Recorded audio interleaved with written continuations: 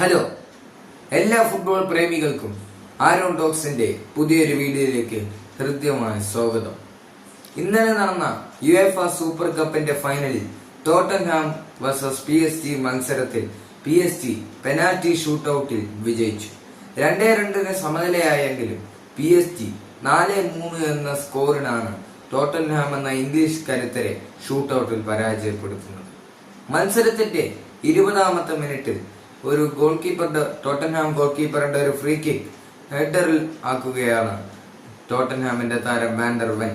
മത്സരത്തിന്റെ 48ാമത്തെ മിനിറ്റിൽ അർജന്റീനിയൻ താരം, ഇപ്പോൾ അർജന്റീനയെ കളിച്ചുകൊണ്ടിരിക്കുന്ന താരമായ ക്രിസ്ത്യൻ റൊമേറോ എന്ന താരത്തിലൂടെ ഗോൾ നേടുകയാണ് വീണ്ടും ടോട്ടൻഹാം അതിശക്തമായിട്ടായിരുന്നു പോരാടിയത്.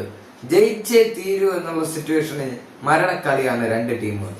മരണക്കളി എന്ന് പറഞ്ഞാൽ ഇഞ്ചോടിഞ്ച് പോരാട്ടം, വാശിയേറിയ പോരാട്ടം.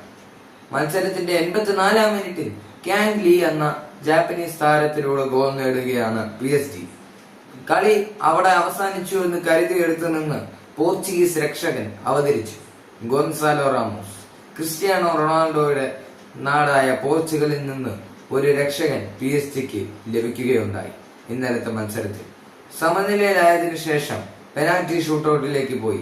പെനാൽറ്റി ഷൂട്ടൌട്ടിൽ 4-3 എന്ന സ്കോറിൽ PSG വിജയിച്ചു. PSG ചരിത്രത്തിൽ ആദ്യമായി യുഎഫ സൂപ്പർ കപ്പ് കിരീടം.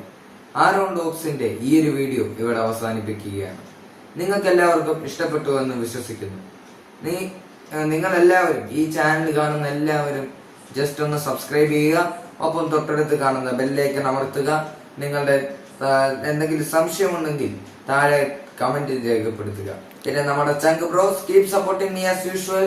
This is Aaron talks signing off with love and respect.